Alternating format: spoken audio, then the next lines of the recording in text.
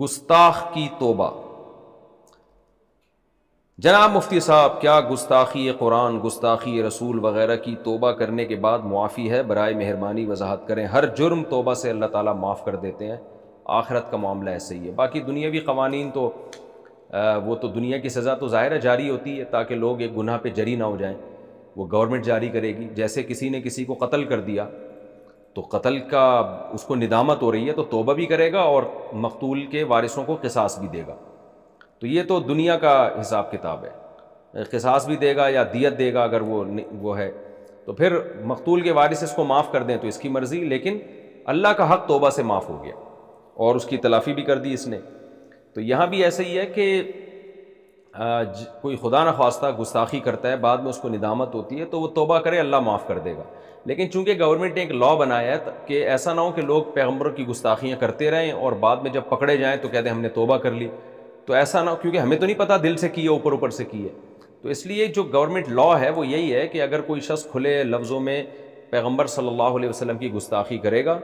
تو وہ توبہ اگر کرتا ہے تو اللہ تو دل کے حالات جانتا ہے، لیکن گورنمنٹ پھر پابند ہوگی کہ اس کو سزا دے تاکہ یہ گستاخیوں کا دروازہ بند ہو جائے، ورنہ لوگ اس کو بہانہ بنا لیں گے نا، گستاخیاں کرتے رہیں گے اور پھر کل کہیں گے ہم نے توبہ کر لی ہے، پھر کوئی بدتمیزی کرے گا کل کہے گا ہم نے توبہ کر لی ہے۔ تو اس لیے دنیا کے لا کی اصول اور ضابطے الگ ہوتے ہیں، آخرت کے اصول اور ضابطے الگ ہوتے ہیں۔ تو آخرت کے معاملے میں اللہ اس کو یقیناً معاف کرے گا،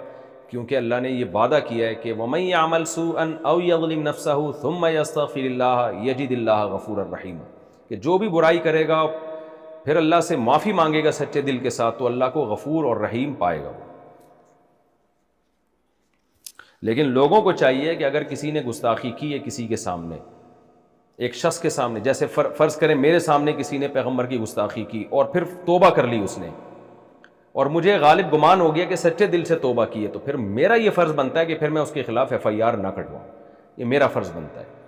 تو کیونکہ مجھے تو پتہ ہے نا کہ اس نے دل سے توبہ کی ہے، یہ غالب گمان ہے، 100% تو نہیں پتہ ہو سکتا۔ اگر مجھے قرائن سے پتہ چل گیا تو پھر بلا وجہ ایک آدمی کو گھسیٹنا عدالت میں اور اس کو سزا دلوانا، پھر یہ شریعت کے مزاج کے خلاف ہے۔ ہاں کھلے عام کی ہے تو لوگوں کو کیا پتہ،